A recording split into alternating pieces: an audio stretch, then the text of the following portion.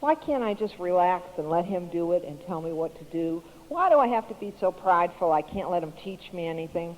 If I really know who I am, if I really am secure, and I really think I'm as great as I keep telling everybody else I am, then I should be able to relax with that and be able to accept teaching from him. And you know, you guys, it's the same thing in the business. If you're really secure in who you are and you know where you're going, it's very easy for you to submit to someone else's leadership because you understand you'll never be a great leader yourself until you're willing to be a great follower. And so I had to recognize the fact that you can't fake it here. We're dealing with people, and people aren't stupid. And I couldn't pretend that Jim was the leader in public and then at home silently call the shots. So I realized, hey, this is crazy. I'm just going to pretend he knows what he's doing. I don't think he does, but I'll pretend he does. And I won't correct him, and I won't do this, and I'm just going to let him teach me what he wants to. And you know what happened? An amazing thing happened. It didn't happen the first week. I mean, it took a little time, but you know what happened? I discovered he knew things I didn't know. I discovered that I really could learn something from him, and he made a lot of sense, and I thought, boy, I never realized he was so smart. So I kind of said, all right. And then I realized he had to be a leader. You know why? Because only leaders will put up with stupidity for such a long time. People that aren't leaders aren't willing to. They can't wait to tell you how stupid you are. And you see, I had always done that with Jim. But you know, as I thought back, he never told me I was stupid. He never said, hey, I spent all this time getting these people in the business, and you're saying things and blowing them out, and I'll set up a meeting, and you go to the meeting, and you just are off the walls. He never really did all that. He just had a lot of patience with me, and he just left me home. That's all he did, just left me home.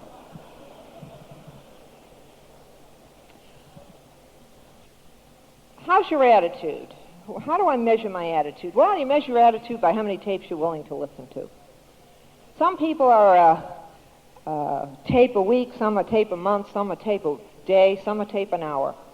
And you have to be the judge of what period or what mode you're in. Sometimes I feel like I need a tape every 10 minutes, you know? It's one of those days, you know? And sometimes I feel like I need a tape an hour. Sometimes I feel like I don't need a tape at all. And that's when I really love it. I love it not to want to listen to a tape. Because now I'm in a bad mood, I'm feeling sorry for myself, and the last thing I want is some happy-go-lucky person on a tape telling me what to do.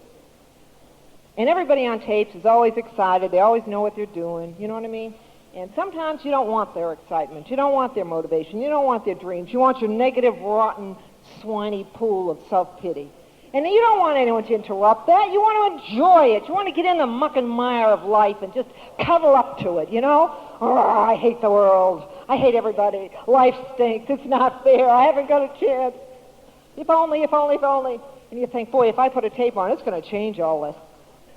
I'm going to get a good attitude. I couldn't stand myself with a good attitude. I don't want a good attitude around me. Get away. So sometimes we don't want to listen to tapes. But I'll tell you when you're smart. You're smart when at least you admit that. You're stupid when you think you just don't need them. At least you got to be honest. Say, hey, I know I need a tape. I don't feel like it. It's better than saying, oh, I don't need tapes. I'm in total control. We know you're in control. We know. You could swim in the muck and mire forever. We know you can control yourself. We see you do it all the time. Control's negative. So, how's my attitude? Well, how are the people around me? Do people walk the other way when I come in a room? Does my group pray to God that I get sick and I don't show up at a meeting? Do people really look forward to seeing me? Do I find when I talk to people that they half listen because they don't care how I feel? Am I boring my group with my headaches and my appendix? And my birth deliveries and my labor pains? Are people getting tired of hearing? I've only told them 20 times. They're getting bored with my ailments. Oh, I know. So they get bored with me, then I'll pick on someone else. Do they like that? No, I guess they don't. So what makes my attitude good? How do I know if I have a good attitude? How do I know if people like me? Well, I'll tell you the key. How do you like you? Can you stay in a room by yourself for an hour without a TV, without anything? Can you live in your head for an hour totally in silence with no outside stimulation except your own mind, your own brain? And when you're alone with yourself for that hour, do you like you? I thought, I don't know. I'd never thought about it. I better get alone and see if I like me. I better see who lives in my head. If I'm going to be really rich someday, I want to like the person that's rich. I'm not going to have all this money and these great surroundings and be miserable with who I am. So I think I'll find out who I am now. So I challenge you to find out, do you like yourself? Because if you like yourself and you can get along with yourself and see your own good points, then surely that you like other people and you'll see their good points. But when people don't like themselves, they don't like anyone else. When people are negative with themselves, always down on themselves, always feeling bad about themselves, then that's what they do with other people. They pick out all their faults, all their weaknesses, trying to make themselves feel good. If I can make you feel bad, I feel better. And see, in the business we learn, hey, we can't do that because we got to work with people. We got to inspire people. So let's get along. Let's see how our attitude is. Let's see if we like us. And what do tapes do for us? They get us outside of us, and they tell us what we can be. Because the tapes are people that were where we are. You know, I'm not some made-up thing. I have gone through it. I mean, I have probably made every mistake you can make. And you guys are probably so far ahead of where I was. You probably aren't screwing up like I did. You're probably miles ahead. You're probably just so much better off than I was. But you know, if I didn't have the tapes and I didn't have Jim to kind of help me, I don't know where I'd be. In the functions, boy, I'd go to the functions and sometimes I'd go in the ladies' room and throw up. I think if she is so darn sweet, I can't stand it. Nobody's that happy. Nobody's got it back together. And I say those two, they act on stage like they love each other. Who knows what they're like on the way home? They're probably like Jim and I, you know? And I found out that's not true. It's not true. People are what they seem here, you know? And your leaders are as exciting off stage and backstage as they are on this stage. You know, you have great leadership here. Your leaders have it together. They're wonderful people. They're not just some animated thing that winds up here and then goes back there and becomes another person. They're exciting to be with back there, and I'd like you to experience that. And some of you that know your leaders really well, you know that's true. So if it's true here, it's true for the people on a tape, because people on a tape are just leaders like you have in another organization. So people on stage are real, and I think it's important if you're here for the first time to know that. To know that you can be whatever you have to be within the framework of who you are and your personality. And you know what's great about a weekend like this? You see all kinds of personalities and all kinds of people. And some people are more forward, some people are more laid back, some are real bubbly, some are just not quite as bubbly.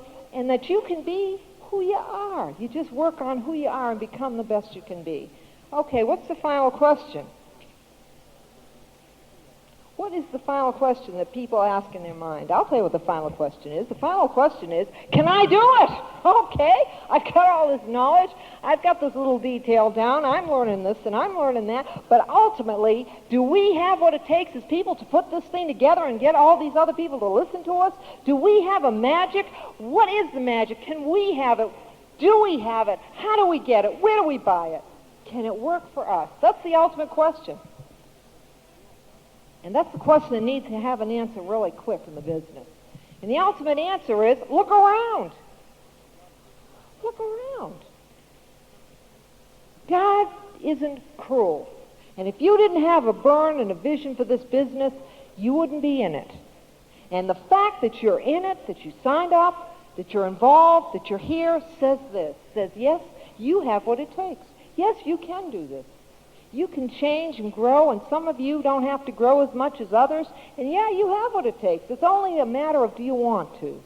It's your desire level. It's not your ability level. It has never been an ability level for success in our world.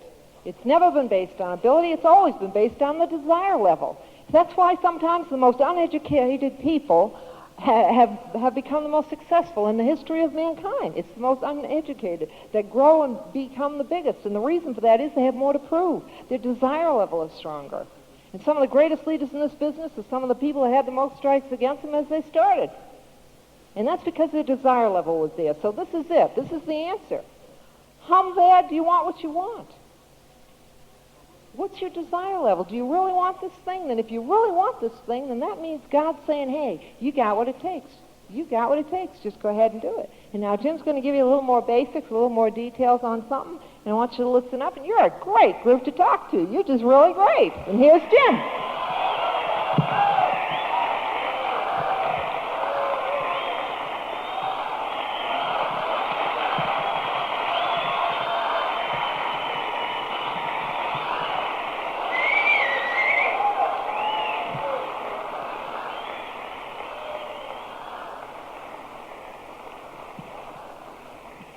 Thank you.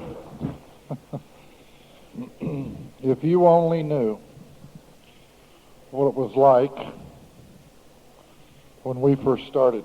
If you're here for the first time, let me be the first to tell you, if you haven't been told, you can do it. I don't care who you are. I don't care what your background is. You can do it.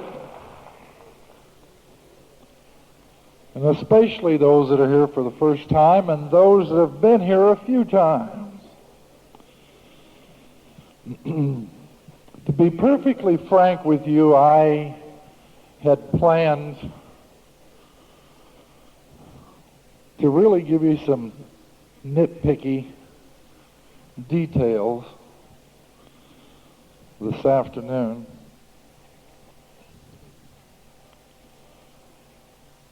But I've changed my mind.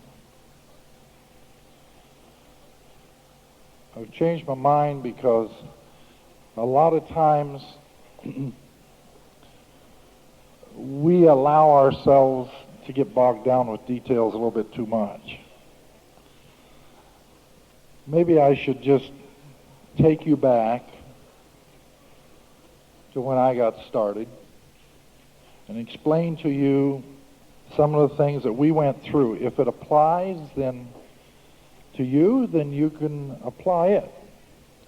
If some of the things don't apply, then just kind of ignore it and apply the things that do.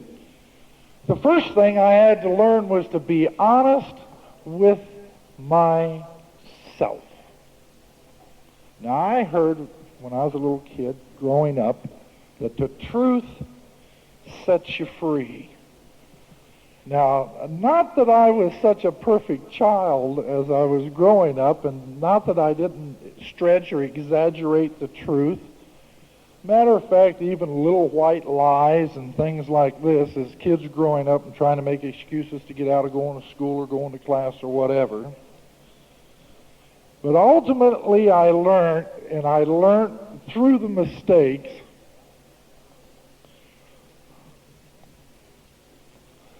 that there's one sure way that you never get caught on a lie. And that's if you always spoke what you believe to be the truth, because that way you never have to remember who you lied to or who you made the excuse to or anything else. You didn't have to remember who you said it to or who you didn't say it to or whatever, because eventually you get caught. So there's only one way I've learned how to do things, and it started before the business, but the business really gave us a vehicle in which to apply it because having contact with a lot of people.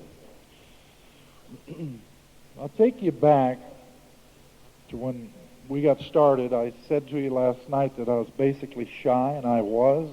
I would not walk into a room where there were two people I didn't know and even give them my name. It's difficult sometimes for those that are here for the first time to believe something like that, because you see Connie and I today. Well, inside, belief and commitment and desire and everything is still there as it was back in the beginning. Matter of fact, more so today. But I'm not really the same person